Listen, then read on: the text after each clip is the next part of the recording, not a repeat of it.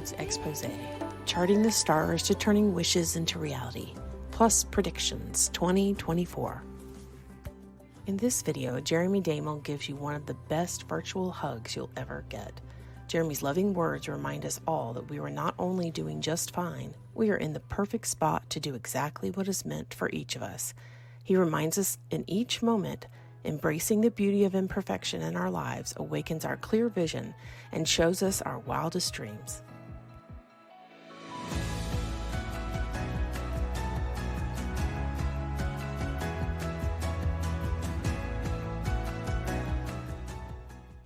Hello, beautiful souls. My name is Jeremy Doemel, and I am passionate and a student, and I try to assist others in the potential to heal and go beyond balance, which is one thing, expansion. So I teach, and my passion and my focus in life is really addiction recovery, substance abuse recovery, and healing from trauma or inner child healing wounds, and then going beyond to help to manifest a life of joy and abundance, which is here and now.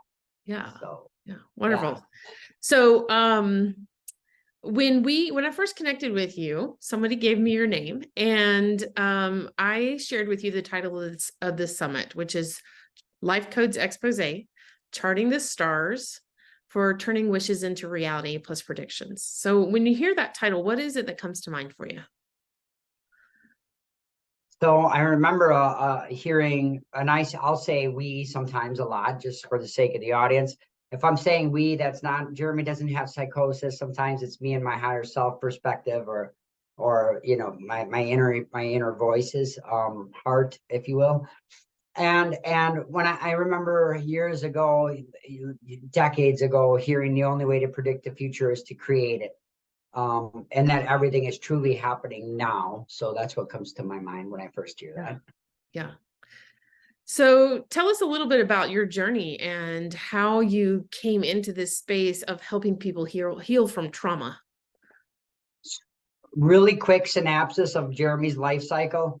Born with cerebral palsy, saw spirits as a child, was told that you're having nightmares. So, and suffered that rejection, was molested as a child by a man, went to lots of clinicians, a doctor, psychiatrist, counselors, you name it, dual diagnosis.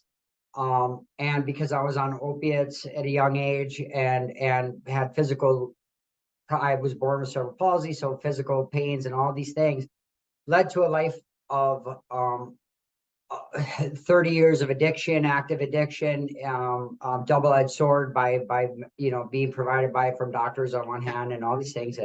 And that led me into recovery. When I first found recovery, I was always very empathic, and I just realized that it was not because I was so empathic, I didn't feel right around others. And so once I changed the narrative and the perspective of how I was going to heal, didn't know, but it was not who I was, but what I was, a multidimensional being. And that changed everything for me. That started to change everything for me. So what do you mean by that? Like you said, not who you are, but what you are. Tell me a little bit more about how your perspective changed. You were talking about, you just said something about how you were going to go about healing that. Yeah. So I didn't know it at the time. My former self didn't realize it, but most of the suffering, we can say things like, you can't compete where you compare. A lot of the identity is what caused my suffering. Excuse me. A lot of that, one thing I had I've checked the box, right? I think it's easy to go forward or manifest in life, since this whole thing is about manifesting and creating huge changes. And part of that is like self-defeat, self-sabotage. That would happen to me over and over and over again, dear ones, in life. And because I didn't understand how consciousness worked, today I try to share others that everything in this universe is consciousness, energy, frequency, vibration, creation, maintenance, and destruction. And those seven, understanding that a bit more deeply, understanding universal laws, and go, I don't want to get too expansive here, but realistically, I think the biggest thing is to realize that so much of this is a conjured narrative. Like when I understood that there are no flaws, that flaws are perceptions based on opinions, right? Mm-hmm. And that I didn't allow that to define me. I knew that I was more than just my body, my mind, right? And I started to love those aspects. And so I wanted to let go of the resistance that was holding me back from further growth or further productivity in my life, or to align financially abundantly, or go to school, or do whatever that was, and get rid of that self-defeating thought that happened over and over. It was all in my identity, I've come to realize now. Yeah. So The identity that was on some level kind of pushed on you by what other people were saying. 100%. There's the conditioned mind, and then there's the beliefs of others that now could become our own. And there's a form of like escapism. I didn't understand to slow down my breath. Our breath is so important, guys, and in anything in this physical material world. It helps me to clear, cancer, release, reflect, regroup, move forward. It's the first thing we do in physical life. It's the last thing we do when we exit this world, and we often discount that. When we're suffering, or where we're in anxiety or self-defeating thoughts. So the breath is a huge thing to acknowledge in that. And it leads to clarity, mental, emotional body balance, physical body balance, energy body balance. Like the breath is so important as well. I just had to say that. So when you were making this shift, obviously breath work must have been a huge part of it. But my question is, how, because you've said this a couple of times, I think, and it's essentially we live in a 3D world where we're interacting with other humans, right? Especially as an empath, which probably everybody watching is, right? Because otherwise they wouldn't be tuned in here. How do you find is the best way to identify if what you're feeling is yours or what you're feeling is somebody else's? So great question. It's a wonderful question. I believe at the end of the day, it for me, really what matters most is to ground that energy, to center that energy, and be okay in that moment, regardless of trying to go too deep. We always say go deeper, and try to understanding the discernment whose energy is that. Thought forms, thought waves are very real, and we can feel those from others and energy. It doesn't matter how, as the empath, we know somebody can smile and we're like, no, you're really hurting, you're resentful, and all these things. So in those moments, I think learning practices like grounding, to be able to hold space for yourself, is very important. To be able to breathe and alchemize. We have a saying, I say again, I always love to say, a lot, and I say this with love, let others think, for they need to practice. that if I tune into my heart, or if it looks strange to others, I will try not to be disruptive to others. But if I'm just going to close my eyes, or take some deep breaths, or put my hand on my heart, that's okay too. Body movement, the prana, the life force, stuck energy that makes us feel heavy or dense or uncomfortable, can be intense sometimes. So learning practices on how to ground, how to anchor yourself in, like mentalism is a beautiful tool. I can be inside a meeting, and it can be very challenging with a ton of people, and I can tune in to the trees. I can tune through the floor into the Mother Earth, into the roots of the trees. I can bring part of my aspect of my conscious, which is bigger. This is the multidimensional I was talking about. It's not who I am. Jeremy's thoughts may feel real uncomfortable, but there's more to that. You can tune into the trees outside. You can tune into so much more that is beyond us, and expand, and very real, that can help you hold space for yourself. So I think taking self-care. You happen to be willing to share a little bit of how to do that right now? Certainly. So any one of us, if you know nothing, I want you to know that your physical body and even your mind, all these things, your physical body is just an extension of something much bigger, part of all things. And if you can just allow yourself to breathe and relax, belly breath, chest, just relax. And you can just literally feel. You don't need to do any huge tethers, things of visualization, like some of us do, roots going down on the ground, gently allow it to pass through our footwear or through the floor beneath us. You can feel your energy expand in such a way as you just feel your energy, however that looks to you, to expand down through the floor into the soil. And when you feel soil, anchor it down even more. Just keep sending that down and even more. If you want to, you could be creative, and however that feels. Maybe some of you feel safe or feel wonderful to be around water spirit right now in that beautiful element. You may feel an aspect of you in the ocean, or in a beautiful tidal pool, or on a beautiful pond and relaxing.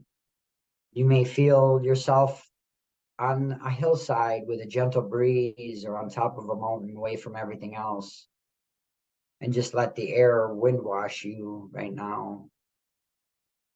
You may feel that. You may feel the beautiful solar rays or the fire spirit now on your face. You may feel lightning, maybe can come in, the electrical currents and that fire spirit. Just breathe and snap that suffering or that heavy, dense energy out of you right now. However it looks to you, dear soul, is what makes it beautiful and helps with that connection. If it is even as simple as thinking soil, think moisture, think radiance, think flowers, think grass, think sun, think air, think stability, think the oak tree, think the redwood, think the fern, think pine tree, cedar, however that looks to you. And just breathe and allow yourself to go there. You know, it's always easy to ask for forgiveness rather, and say, I'm sorry, than for permission to do this. Sometimes when we're in meetings, or we find ourselves but being very present in your moment right here, right now is important. So I think that's good stuff to talk about, especially in manifestation. Sometimes we can, all right, I have a plan and I want to do all these things. And then I get there and I'm like, oh my goodness, fear, can grip us, or others' energy and things like that. We can feel, and that's okay too. So notice that biofeedback of the body, because if your body's agitating the light in your body and you're feeling a little anxiousness or heat, it's literally because our perspective of what we're viewing or how we're viewing something is in alignment with our higher self, or our divine path, if you will. We're out of, and your body's saying, hey, relax, change your perspective, you're okay, you're safe. Yeah. So can you tell us a little bit about what did you have one particular time that there was a big shift for you, and maybe tell us the details of how you really made that shift? Huge, sure.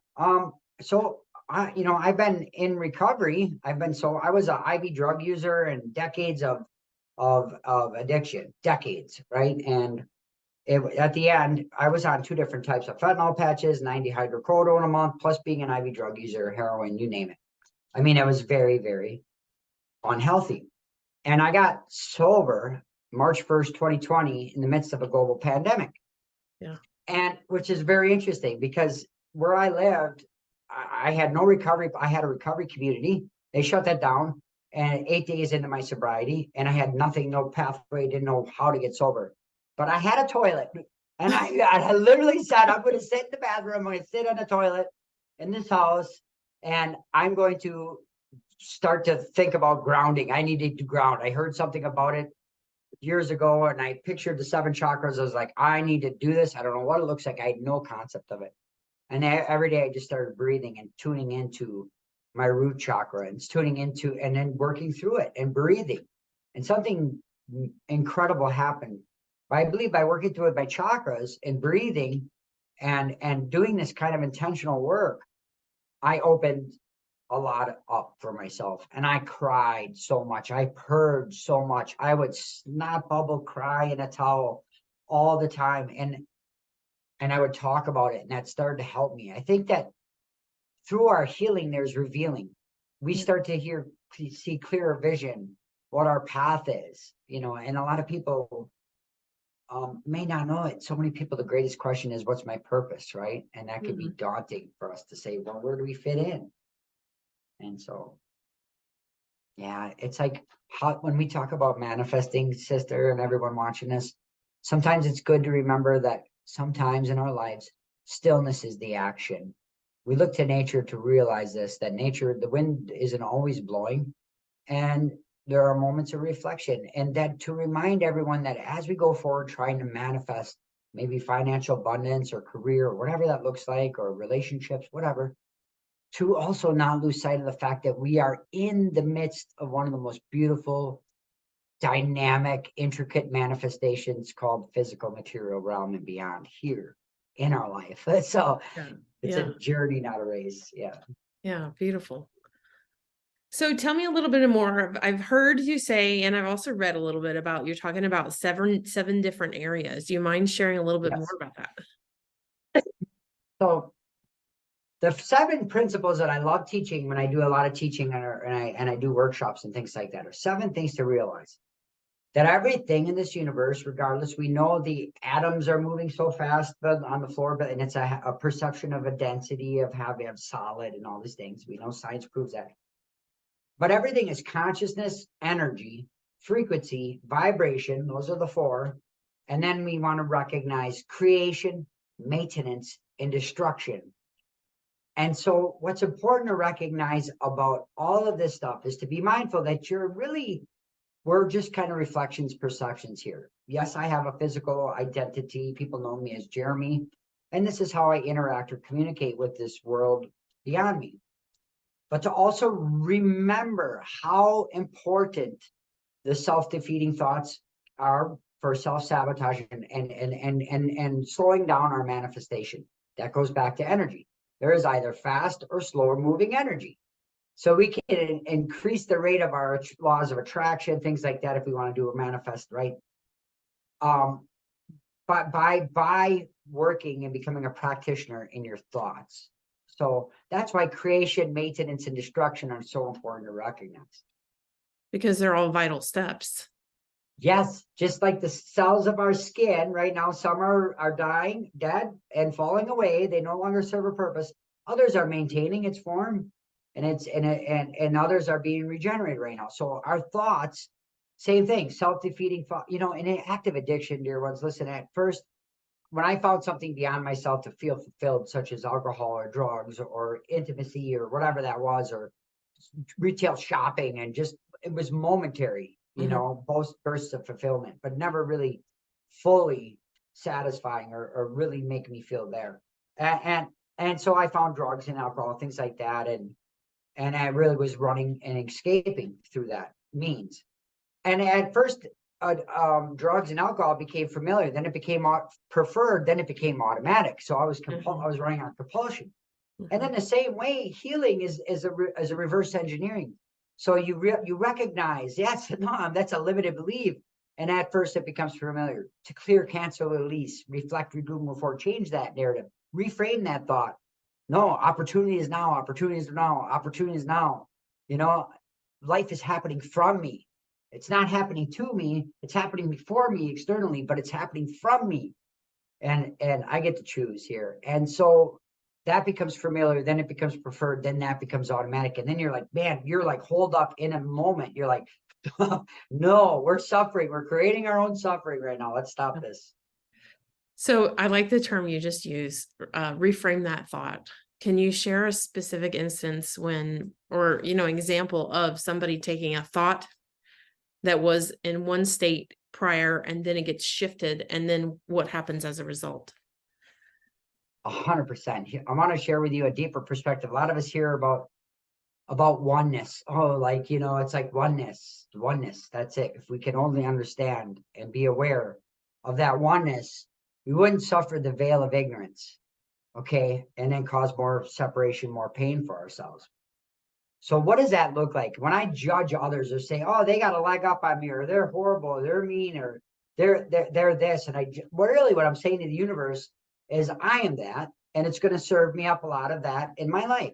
So if I sit there and constantly think, oh, they have the advantage, or they're horrible, they're mean, they're murderers, they're this, they're that, they're not worthy, the universe is going to say, okay, Jeremy, that's your belief. Here's a bunch of experiences to support your belief in not being worthy.